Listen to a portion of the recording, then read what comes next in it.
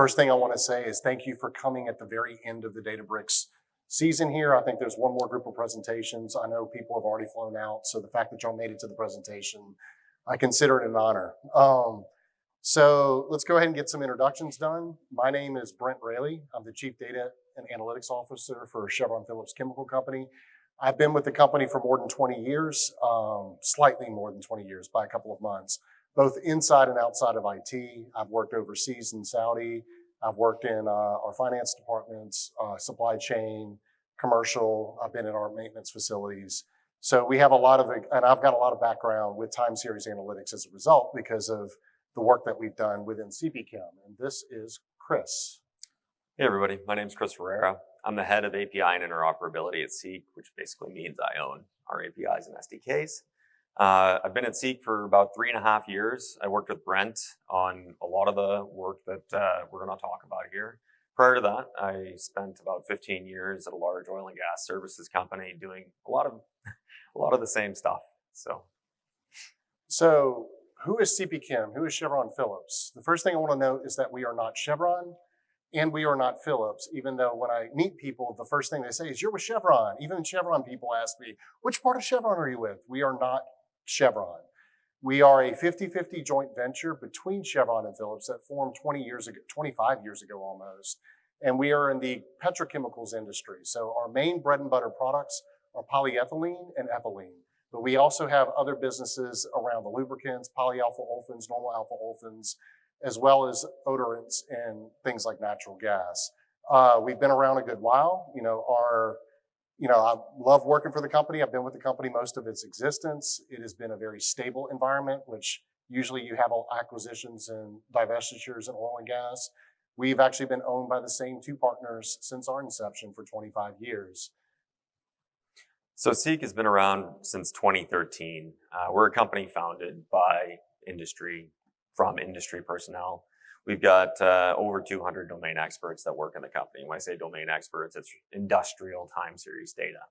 We connect to over 60 different types of data sources, and these are the traditional data sources that you would find in an OT environment, things like OSI Soft Pi, Aviva Connect Data Services, Aspen IP21, as well as newer data sources like Databricks Delta Lake. Oh, and speaking of Seeq, they have 3 major components. They have a 4th that they just released. Workbench is their self-service analytics front end where they're able to interact with different time series signals, apply their functionality called conditions to it. We'll demo that in just a moment. And, build pretty sophisticated analysis. Organizer topic is where you're able to present that information and create updating dashboards or investigation reports or things like that. And Data Lab is their small containerized environment to do small data science type applications. It does not have the scalability that Databricks does, but it is a place to where you can kind of POC, kick the tires on some things. But when you're actually going to scale something out, this is where Databricks comes in. To build a little bit on that as well. So Data Lab is really to extend the capabilities of Seeq. It's really an environment that allows you to build out extensions, whether you have some that's true. Some mathematical arithmetic that you need to add to it, if you have a different type of model, or if you want a prototype like Brent was saying. The bulk majority of the analysis, where the majority of the time is spent, where our users really do the analysis, is in Workbench. And then that reporting does come out in Organizer. So these 3 work kind of in harmony. We see that the Seeq power users tend to work in Data Lab a little bit more, extending the capabilities of the platform for those who are working in Workbench and Organizer. That's right. So why Seeq? I'm going to give an illustrative example, but before I do, how many of y'all come from an industrial background? Like you work for, a manufacturing, pharmaceuticals, chemicals, things like that. Okay, how many of y'all work in something like tech or things like that? So a little bit there. So there's a good distribution of audience here. So time series is a very interesting challenge because it's not like normal business intelligence data. It doesn't come in a tabular form like other types of data does. And to give you an example here is I have a challenge, or we were challenged with creating a monthly catalyst consumption from a signal. And a signal is basically I got instrumentation that's measuring something, and I'm getting a timestamp value, timestamp value, timestamp value over a period of time. And the objective here is to figure out how much catalyst we consume. So the first thing, and it's a monthly total. So the first thing that we do is we bring in the signal, and you can see the signal is just for one day. The thing that we want to do now is zoom out, and you can see over a 7-month period of time, you can see how they draw down on this tank, its weight, and how they fill on periodic times. So we want to zoom in on a drawdown period. So when you zoom in, you can see that there's varying thickness on that. Usually indicates that there's noise, so we're going to zoom in, and you see that there's a noise in the signal. So the thing that we want to do there is smooth it out. So we're going to use Seeq's capability with their workbench functions. It's called Agile Filter. It starts out, it's a lowest regression, so it generalizes pretty well. It localizes pretty well. We start with a 60-minute, but we're going to bring it down to a 5-minute lower 60 minutes. So you can see here, it's kind of a smooth go down, and when we overlay the signals, you'll see what it looks like. It's not quite what I want. I want it to follow the signal a little bit tighter. So I'm going to adjust the time window to be a little bit tighter here. And you can see when I adjust it to 5 minutes, it's following that signal quite well. We'll zoom in. You'll see that it's splitting the noise in the middle quite well. So we've got a smooth signal. So the next thing that we want to do is take a derivative of the signal to see how that signal's changing over time. So we use their derivative functionality, and you can see every time they draw down on the tank, you see this dip, like I'm pulling stuff out. So we're using their derivative function. It's very straightforward. Now we want to see how well it works with the fills, because I don't want to include the fills when I'm trying to figure out how much I've consumed. So we zoom in on the fill, and you can see the spikes in the wide view here on those fills. But when we zoom in, we're going to see how that spike looks. And what we want to do is isolate the periods of time that the fills are taking place. And we use the condition feature to do that. You can see that capsule at the very top that's golden colored. It's a very straightforward value search functionality that they have. But now what we want to do is identify the drawdown period. So we inverse that fill. And now you can see that yellow bar where it's the opposite of the fill periods. And conditions are focused, they're periods of time of interest. And so we're going to zoom back out, make sure that it's working for all the fills that we identified in the last 7 months. Give it just a moment. We'll zoom back out, and you can see they got those little slivers there that are there for the fills.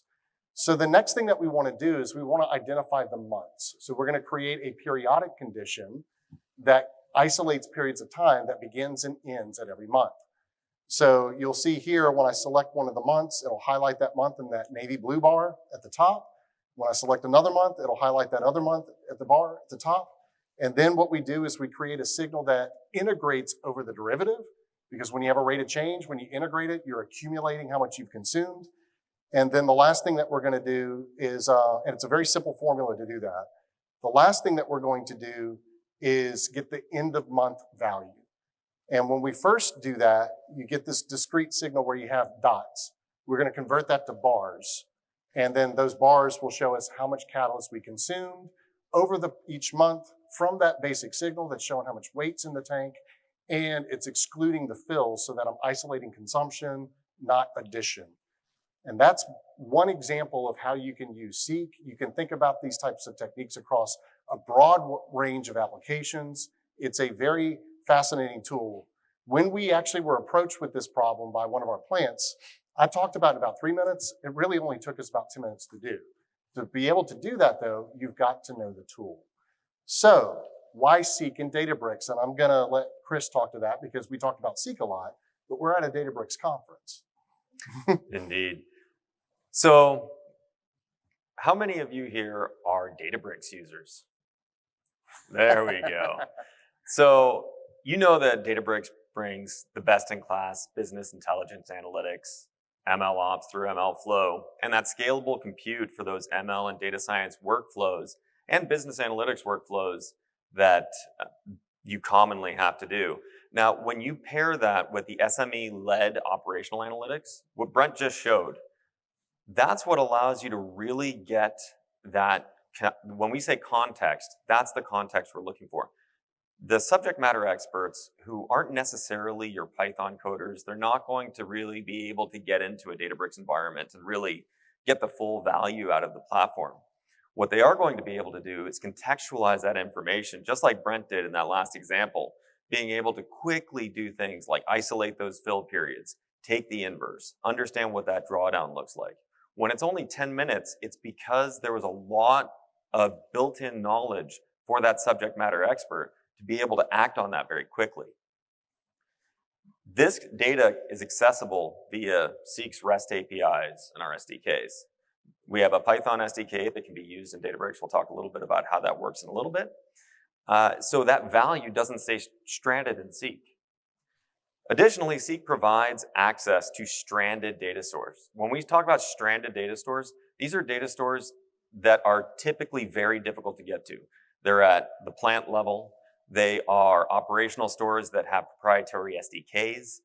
They are very difficult and sometimes very ancient, depending on the customer. Oftentimes very ancient. Oftentimes very ancient. So we put the fossil in fossil fuels. Okay, So one of the big things that we like is on this slide, it's not just the technology, but the people as well. So under the text that's being generated up there, you see that along with the data, the aim of Seeq is to bring not just the operational data, but the operational expertise across the platform. So everybody within your organization, data scientists, business analysts, data engineers, operational techs, process engineers, are all working off of the same basis of information.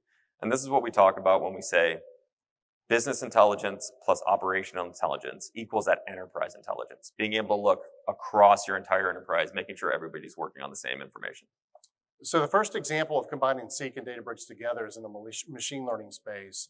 And I'll let Chris kind of talk to the features of Seeq and the features of Databricks that combine together for this. So one of the big things is this virtualization layer. Seeq acts as a query federator. The way that we do that is Seeq is not a data platform. We don't store the data. There's a lot of wonderful tools that do that. However, what we do is we access the data in place. And one of the reasons why we do this is because operational data is huge. There are hundreds of thousands, many times several million tags in operational stores. Seeq gets access to those on demand. We index it to show you what's available, and then as it's needed, we will access it and then cache it for performance. Additionally, on top of that, without really doing anything, we apply gridding, which doesn't sound like much, but time series data isn't in a nice table form right out of the gate. It's measured at different times. You have different sensors. So for example, to get a little wonky here, if I'm taking a measurement off of a sensor that happens to be a stochastic sensor, that means that the interpolation mechanism that I have to use that's mathematically accurate is a last value interpolation, not a linear interpolation. We have to be able to carry that through our entire platform to make sure that we're providing the most mathematically accurate representation of the data in a tabular format, which is generally favorable for data processing. Additionally, we provide the capability of asset hierarchies, which allows you to categorize the data. Many companies have asset hierarchies. These tags belong to these assets are in these plants, those types of things. But one of the main things with asset hierarchies is that a lot of times it's up to the use case, how you would set them up. I want to analyze all my compressors. I want to analyze all my pumps. I want to look at this distillation tower. It's really up to the use case, what you're trying to do. So we allow the customization of this without really having to go through a large OT, IT project to try to redefine what your asset hierarchy might look like in your overall data architecture. On the Databricks side, we're using MLflow for the model management and model lifecycle management. We're using Unity Catalog. For this project, we started it a couple of years ago. We're migrating towards publishing the models within the Unity Catalog. We should be there in the next couple of months. But we are using Unity Catalog to publish the training data sets, to publish the inferences that we're doing. And we're also taking advantage of the distributed computing in multiple ways, both on serving data back to Seeq of the inferences, as well as using the distributed computing in the training so that we can do feature reduction and things like that. So the use case that we usually present on is what we call our digital rheometer. So when we make plastic, we make a powder, and then we convert that powder into pellets. And to create the pellets, we have to stick it through an extruder. An extruder is basically a screw with a heating element around it that melts the plastic and shoves it through a die plate like your old Play-Doh spaghetti makers, okay? But on the other side of that die plate, there's a blade that cuts it into pellets, it drops into water, or it cuts into water that solidifies it, and then the pellets are taken off to the distribution to load in the rail car. But when one of the main quality metrics that we try to inference or try to know as quick as we can is the melt flow, which is basically the inverse of the viscosity of the plastic. So when the melt flow is low or the viscosity is high, the extruder has to work harder to create the pellet. When it's more viscous or less viscous, it's thinner, the extruder works at cooler temperatures, less pressures, and we wanted to see if we can inference the melt index of the plastic as we're extruding it, as we watch the extruder respond to the plastic. And so you can see there that we fed it back to Seeq, but these inferences are coming from Databricks. And this is one use case where we were able to catch off-spec swings in a short period of time. So that's the use case. From an architectural standpoint, I'm going to start in the middle. Everything begins with Databricks. The whole cycle begins with Databricks. But the first thing that we have to do is get the data. And so the first thing that Databricks does in this case is uses Seeq's Python package to go to Seeq. And then Seeq begins its work from there.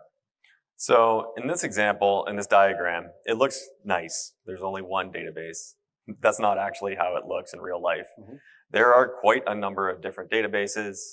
In this example, there's process data and laboratory data sources. Laboratory data is not typically stored in a time series historian. Most of the time it's stored in like a SQL data store, traditional RDBMS. So we have to be able to retrieve that data. We have to map it into a model that is understandable for the overall platform, and then access the time series data from various other platforms. So the first thing is that query federation and the connectors that we have are very important to being able to make this work. So when Brent talks about this starting with Databricks and the first thing is getting the data, rather than starting with a large data migration project where we're going to try to pull all that information and create a custom ETL pipeline that then has to be maintained and updated and oh Lord, when you sneeze, it breaks. When you sneeze, like it breaks. The internet connectivity to areas where historians are is not exactly the best thing you've ever seen. So utilizing Seeq to actually handle that is a big advantage in this case. Now, once it actually gets into Seeq, you're able to have the subject matter experts, those process engineers. You're able to categorize that, contextualize it within the asset hierarchy that we talked about before. A lot of the cleansing that Brent did at the very beginning makes it a lot easier when you're trying to go through and create a training data set. Take out a lot of those cleansing steps that you would typically do in Python and have somebody who understands the asset, understands the data a little bit better. They'll take a first pass at that before you make it available via the Python package that Brent mentioned. That's right. And so we built the asset hierarchies in Seeq so that we can scale it to each extruder, because each extruder of the same make has the same input, output variables. And now we do have different extruders at different plants, so we had to reshape. Every time we went to a different plant, we almost had to start over. But when we were at the same plant, the scaling through the asset hierarchy sped up the process of getting the right variables for each extruder.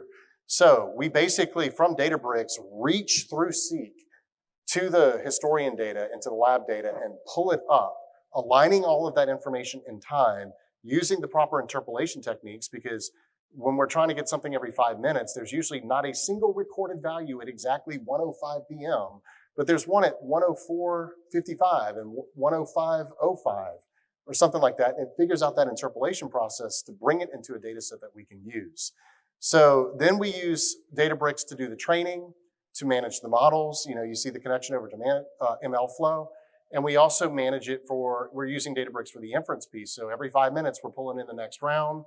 We're doing the inferences, we're landing the inferences, and I think we're inferencing 20 extruders every 5 minutes at this point. And it takes about a minute for all that whole process to run. It lands the data. We route that data to a user interface that's an operator dashboard, so they're watching it.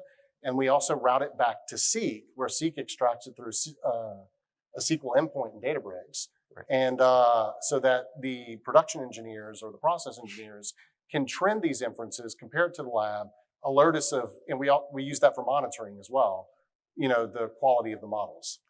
So another area where we're using Seeq and Databricks together is essentially industrial Internet of Things. And Chris can kind of talk to the logistics of the problems that we have here.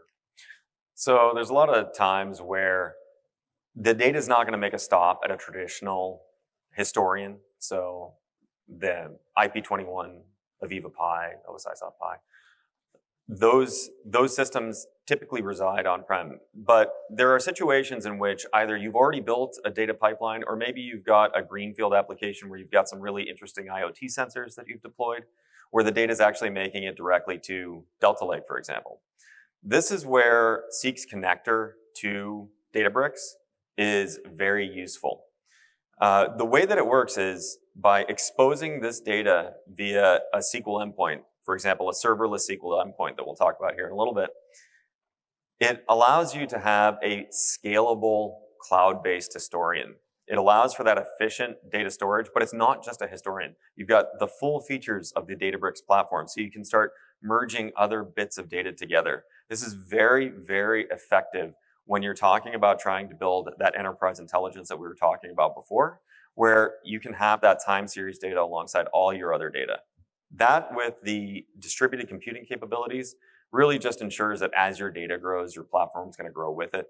And you're going to keep getting that kind of rapid performance in Seeq. Because again, we're not a data platform. We're not going to migrate that data out. We're going to access it from your source of truth. Yeah, Databricks is the storage mechanism. It's the retrieval mechanism.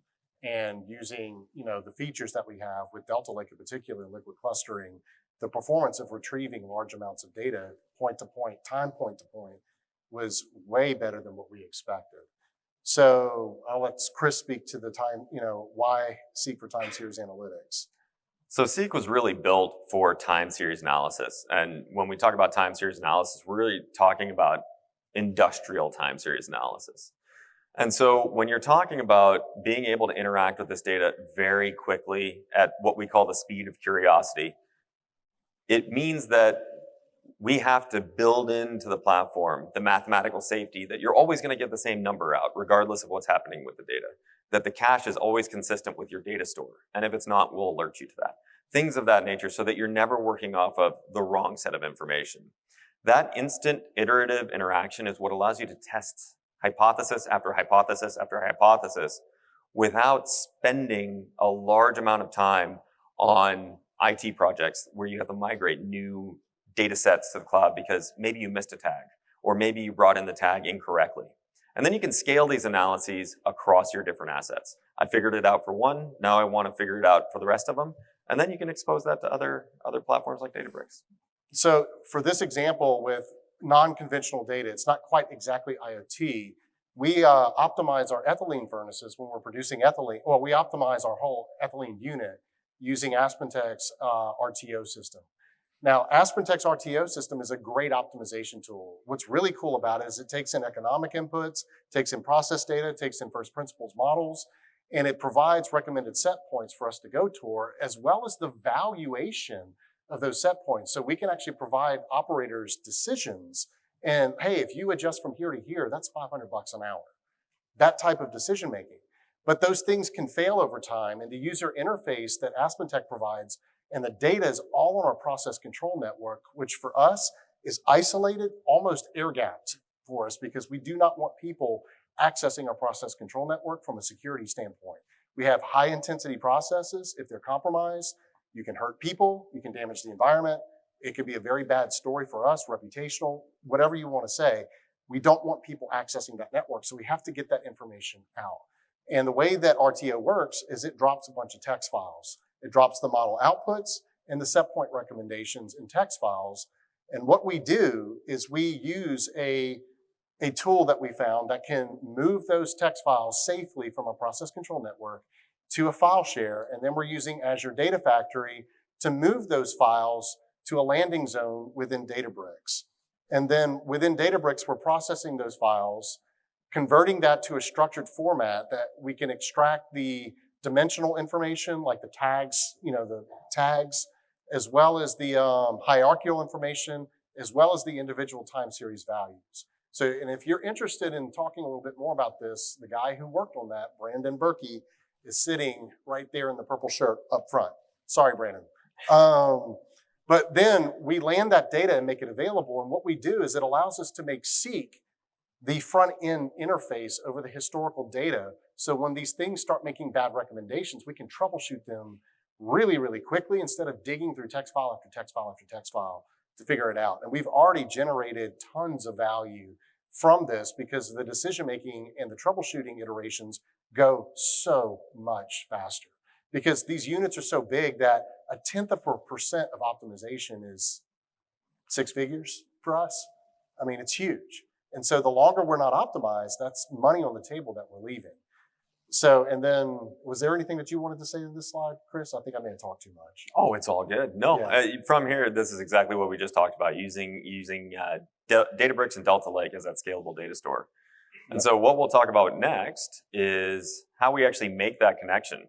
So what we've got here is an example data set that we've created. And this kind of shows a typical way that you might store data in Delta Lake for these purposes.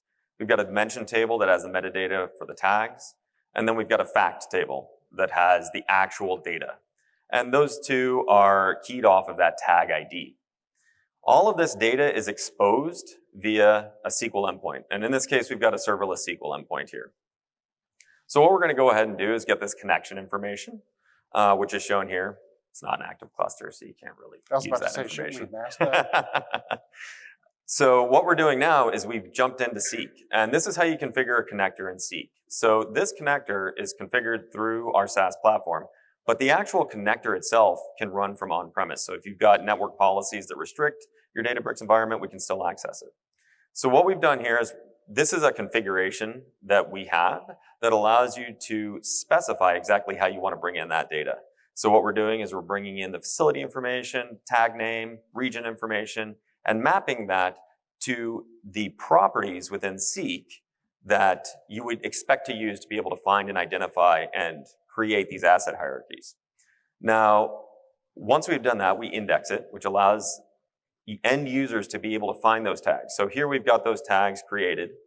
And what we've done here is we pulled around 650,000 samples in around 3 seconds. And we're going to go ahead and zoom out just a bit here. And we're going to pull another around 1 million points in about another 5 seconds. So the point is that using Databricks is a very, very, very fast mechanism to be able to get to your data in a modern data platform. And the important point there is you may think 600,000 tags in 3 seconds. That is superior to most of the historians that we have in our enterprise.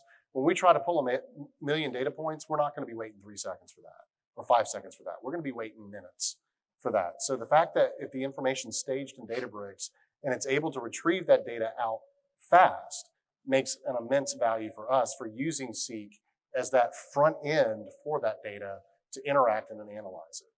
So the last example that we have is enterprise reporting.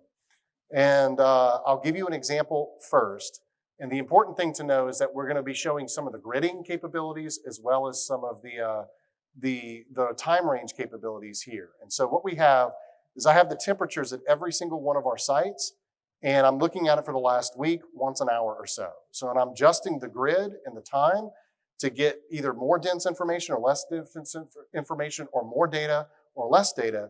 And what this is doing is Power BI is hitting Databricks, which is then hitting Seeq on the fly with a custom Python function that we wrote that's a tabular function.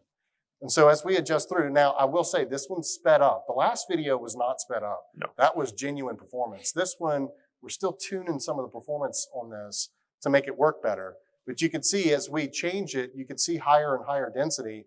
I think we end up closing out with almost 1 million records coming back, and it took it about 30 seconds for that to do that. And that's real time. In Power BI, that's direct query approaches to Databricks, but Databricks is acting as a pass-through to get the data from Seeq. And the way that we got that to be a little bit more performant is with a pretty interesting architecture. And Chris, you can speak to that. Yeah, so again, being able to have that access to your sources of truth, not having to worry about that data migration is really the first step.